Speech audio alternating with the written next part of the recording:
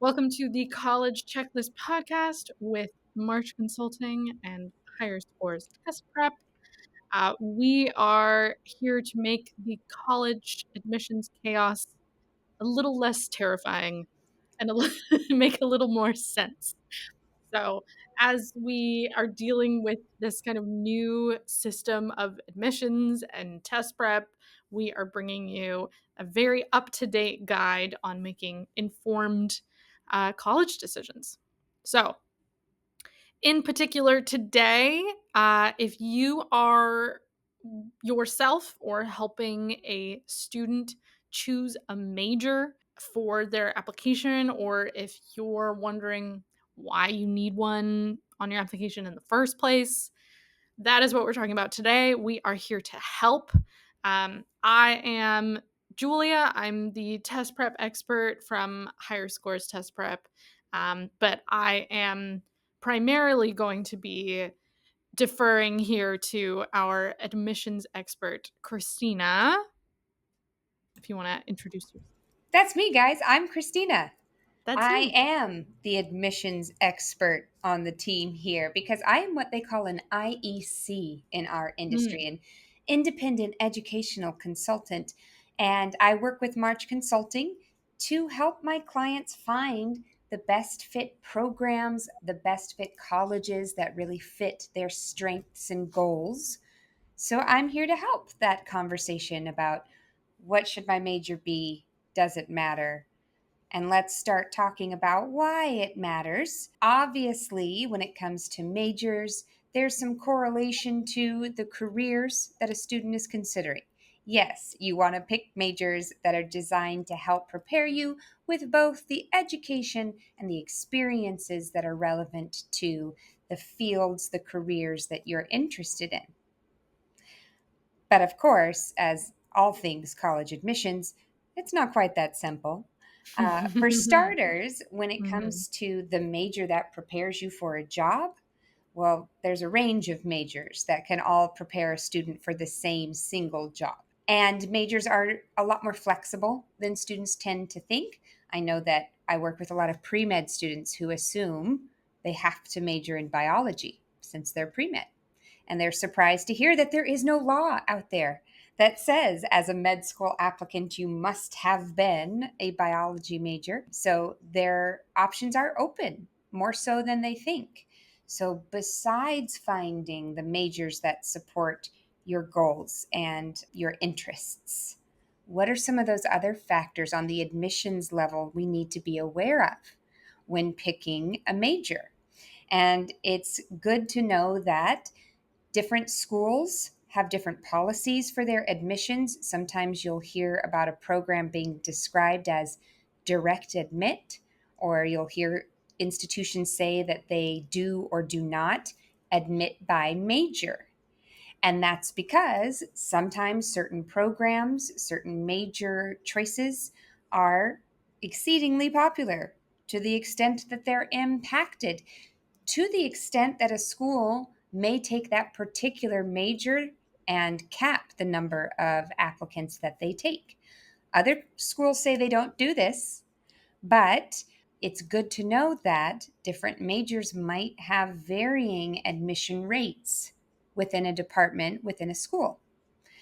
For example, we all know, I hope at this point, that UCLA is a pretty selective school. It has grown in popularity in the number of applicants and is at a 9% admission rate school-wide. Wow. School-wide for all the majors, for all of the colleges within that school. But they also release some of their data to show that the School of Engineering in particular actually had more of a 5% admission rate.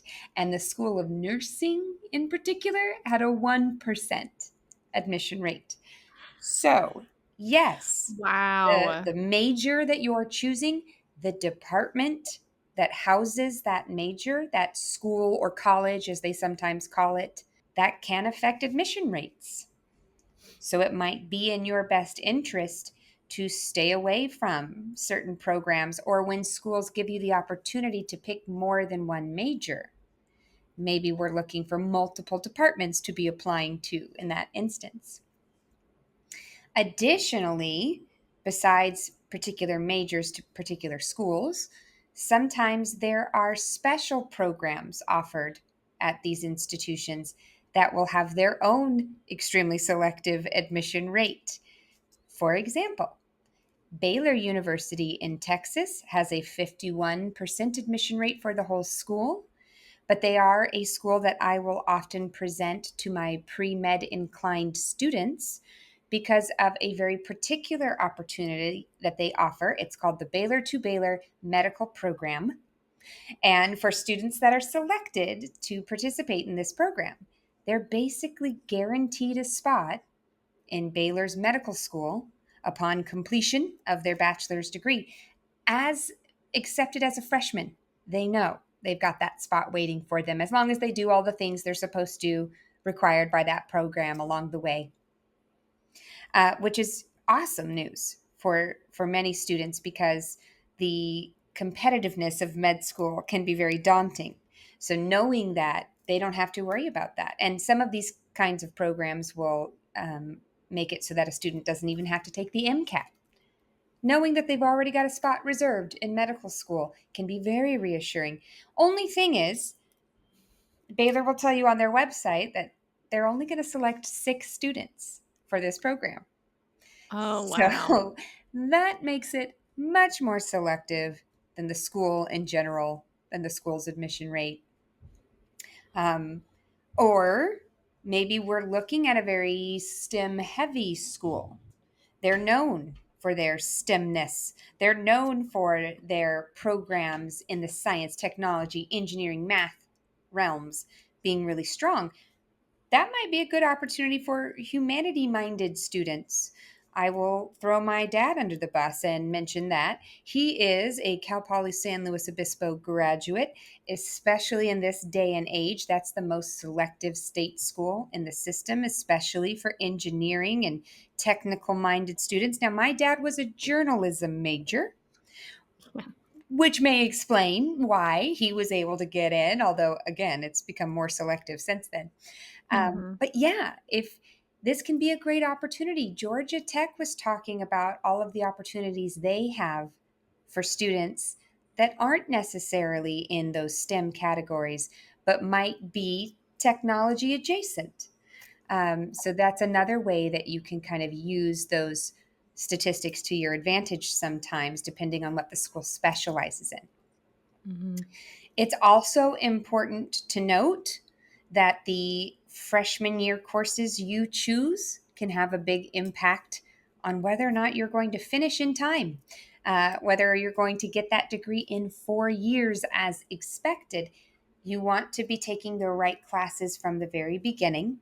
Advanced coursework that you're going to see your junior, senior year often has prerequisite courses that you have to have completed first.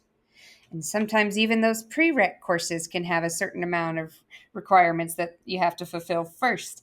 And so the sooner you can be doing the right things to set you up for where you're supposed to be later, the better. Also, sometimes classes are offered in kind of a cyclical manner. You cannot take every class all the time, every quarter, every semester of every year.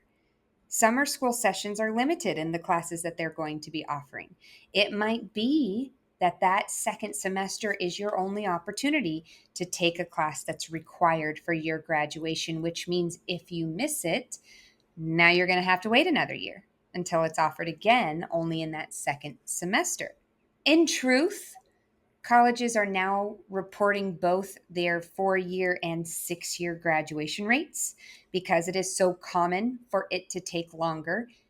Yes, there can be some of those kind of negative reasons for that, like missing a class you needed to take, failing a class and having to redo it, and these kinds of things. But there are also a lot of programs that are designed with good reason to take longer. A lot of schools are touting their experiential learning opportunities. Mhm. And that means maybe they're studying abroad. That means maybe they're interning or even working, doing a co op situation with a company in real life. Sometimes that means one semester in the classroom, one semester in the workforce. These experiences that they are building in as requirements for graduation can mean that a student needs to stay a bit longer to be able to do that trip abroad, to be able to switch back and forth between working and being in the classroom. Or maybe it's a 3-2 engineering program. This is supposed to give a STEM student kind of the best of both worlds. They're going to get a liberal arts degree in those 3 years and then a really technical aspect to their degree in that latter half, those 2 years. It takes 5 years total. The student gets one degree out of it, but they know that what they're doing is going to take 5 years for the sake of having both sides to their Mm. educational experience. So maybe you know you're in it for a little longer than 4 years anyway. The last thing that you want at that point are for hiccups in your course selection or your ability to take the right classes to make it take even longer than you Mhm. already mean to. Regardless, it is costly, both in terms of money and time, energy, when a student changes their mind, whether that's about their major, they want to stay at the same college but switch majors, or maybe it's not the right program. They know they like engineering, but they don't like this school's approach. It's very theoretical, too much lecture. They want to be doing project-based learning instead. So they want to switch to an institution that has the right educational philosophy for them. Whether it's switching majors or schools, these things take time, they take money, they can add to the length that it takes for a student to complete degree requirements. It can mean backtracking. Having a good idea of what you want to do before you start college is a really great way to avoid having some of that time and money added to your total. Yeah. And from personal experience, I will say those decisions can get very, very tight.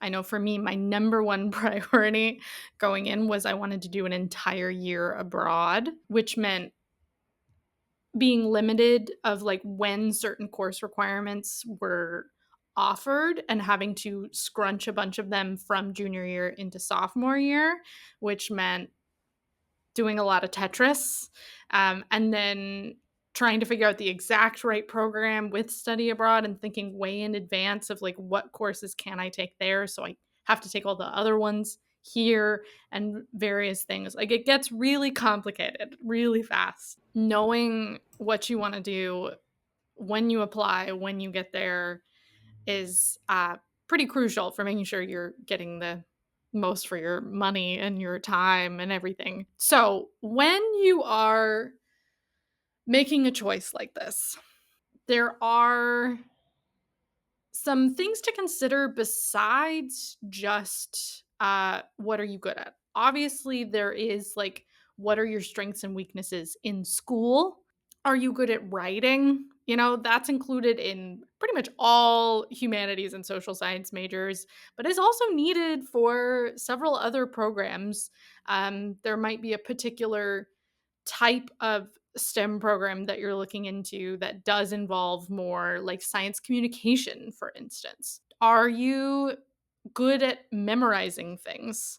Um, that's a really crucial. Like, how do you learn, right? Are you more of like a verbal processing learner? Or are you more of like I can memorize tables and tables of really obscure names and facts and dates or whatever? If you're trying to get into a field with lots of technical specialized language, like you better have a good system for picking that up. If you really like logic and math and you really like things to like have a direct answer, you like for them to make sense and for there to be a right answer so you know whether or not you've done the thing correctly. um, I have talked to lots of students who think they want to do something humanities related because they like to read, but then they get so stressed and overwhelmed because they don't have any way of knowing how a paper is going to be graded by different teachers, and it ends up being not a good fit for them and they really need something that's a bit more they can be creative within something that has a correct answer, so to speak. So there's multiple things obviously just within your educational career to consider, but also you want to think about like what are the things that you spend the most time doing? Do you spend most of your time gaming or babysitting or tutoring or reading, or are you one of those people who like loves digging into random Wikipedia like rabbit trails and just looking into really obscure facts? Do you love designing all the shirts for your school's homecoming game? Do you organize a fandom social media account? Like those are all very applicable skills to different careers that can tell you a lot about like what are you willing to spend a lot of your time doing every single day. When students Because are working on their common application, the UC mm, application, when they're working in the activities section, it will straight up ask, how many hours a week do you spend on this activity? How many weeks throughout the year does this activity go on? And it's not because they're looking for big numbers because a lot is better. It might be 1 week of the year because it's homecoming. It might be mhm, 1 hour a week because it's a club that only meets at lunch on Wednesdays.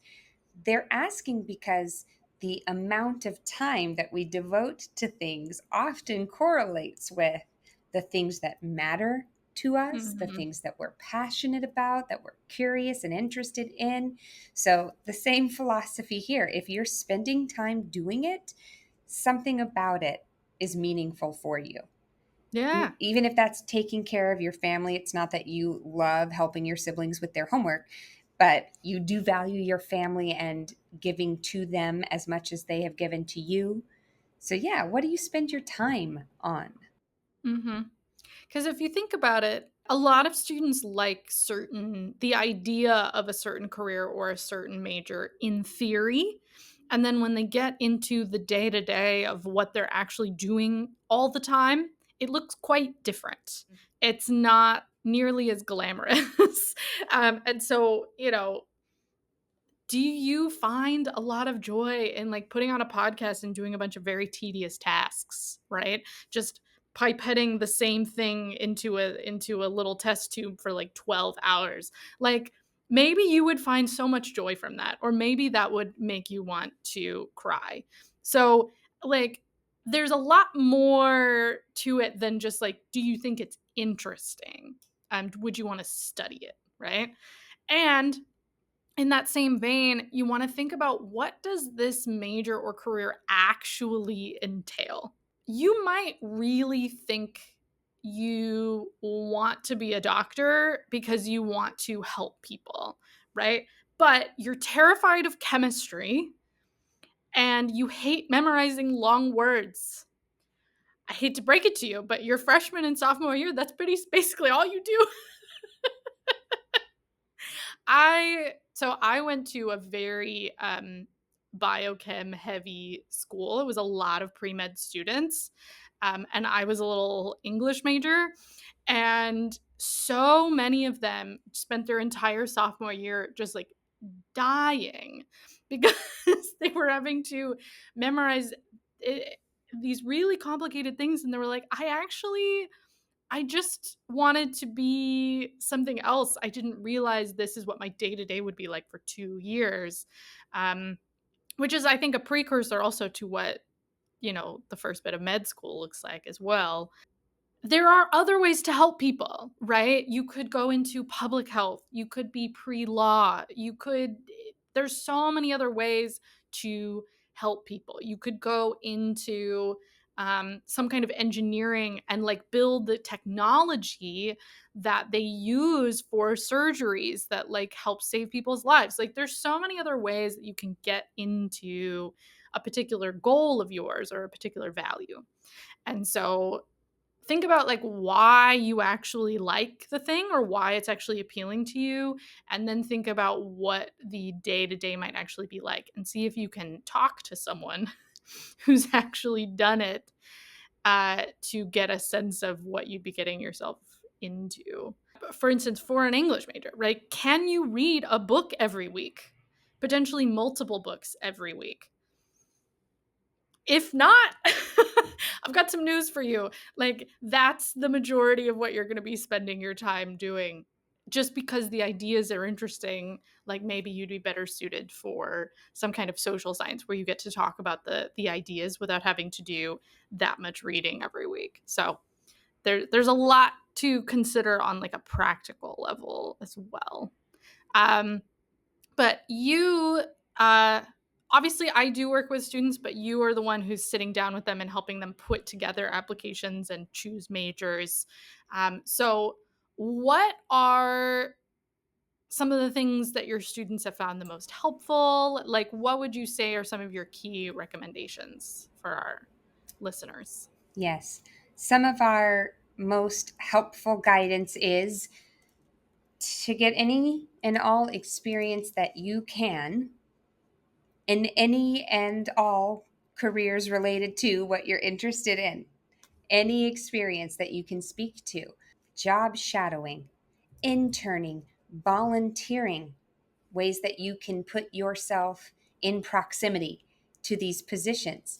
Or, if not that, informational interviews. Take that professional to coffee one morning and ask them what their day to day is really like. Ask them what kind of skills the position draws on, what kind of person is the most successful in that position. And this can be anything related to what you're interested in. If you want to be a heart surgeon, and you're thinking, well, I can't go job shadow a heart surgery, so I can't do this. It doesn't have to be that particular position, that field, that job. It can be anywhere in healthcare. This is going to be helpful for you in defining what you want or sometimes what you don't want. This is going to be helpful for you in convincing the admissions officer reading your application someday that you know what you want to study, why, how you know that that's the right fit for you. But like I said, or sometimes learning what's not the right fit for you. I just finished working with a student who is in their senior year applying to colleges. And she spent the summer before interning in a physical therapist's office because when we first started working together, she was interested in PT, sports medicine. And she found a lot of great opportunities. She job shadowed her high school's athletic trainer and got to watch what that was like with all of the students in athletics.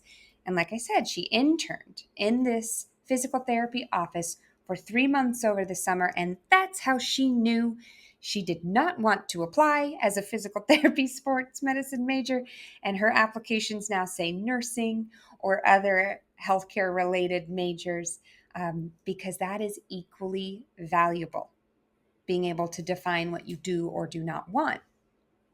It's also important that you spend some time researching your options, both in terms of careers and majors.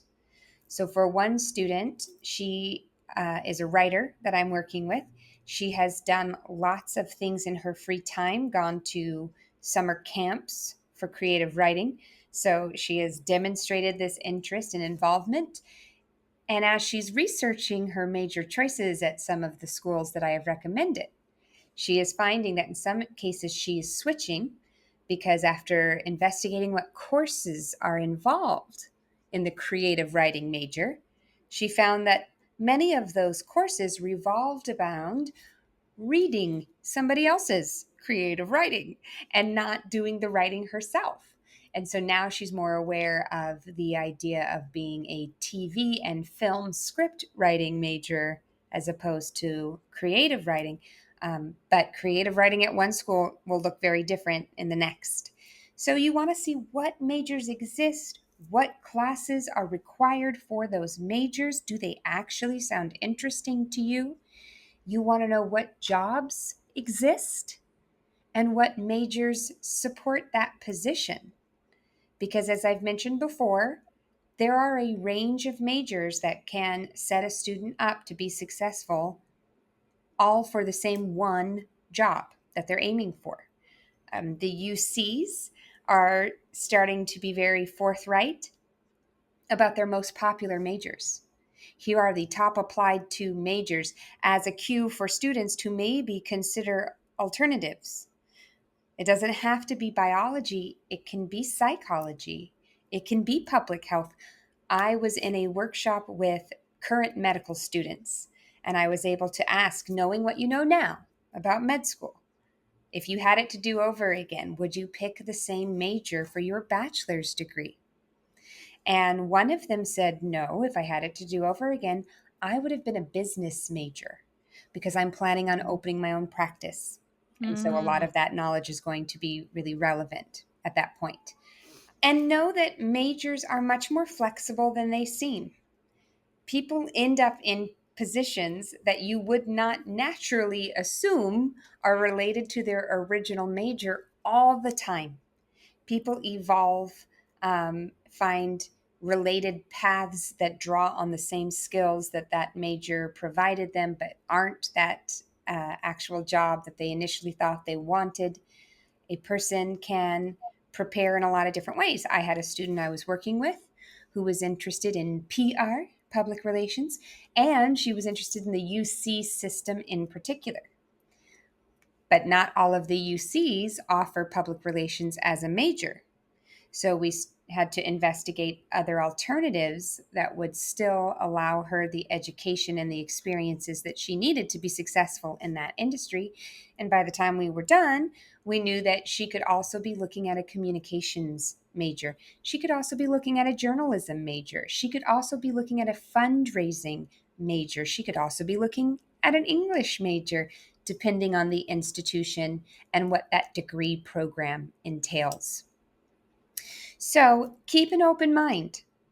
Investigate your options. Spend the time researching. I really like ONET. It's a website that's hosted by the Department of Labor for the US. And so they have all of the relevant data and statistics, as well as really great information about what the position entails, what kind of skills it draws on, what kind of majors would be appropriate for that future career. But definitely, you want to get all the experience that you can, spend time researching, and make some really informed decision when it comes to picking your major. Yeah, I think, once you get into the workforce, you realize like there there is no job, I think, in the world potentially, or master's degree or PhD program or anything where it says you can only have had this one major in college and nothing else. It doesn't exist. You like maybe need to be in the same umbrella. You need to maybe in humanities or in social sciences or in engineering somewhere, but a lot of times it's a general field of knowledge that they prefer you have a background in, and then a list of skills and specific experiences. And you can gather those skills and experiences in such a wide variety of ways that you can build on top of any foundation that works for you. So you don't necessarily need to draw a one-to-one correlation in your mind. There are multiple paths in multiple directions. So you can most of us make it up as we go. So you're going to do great. Pick what sounds interesting to you for now, maybe. Yeah. So thank you so much for your expertise in that particular field. That is all we have for today. If you'd like to contact myself or Christina, you can email March Consulting at info@mymarchconsulting.com, or you can email Higher Scores at hello@higherscorestestprep.com. Those will be linked in the show notes below, as well as anything else we mentioned. If you'd like a free college planning consultation, you can go to mymarchconsulting.com/services. And if you go to higherscorestestprep.com, you can find our SAT versus ACT quiz. We've got some parent guides to the SAT and ACT. They've got all the details there that you need, or sign up for a test prep course. And this has been the College Checklist Podcast with Julia and Christina. See you next time. and thank you for listening. Bye.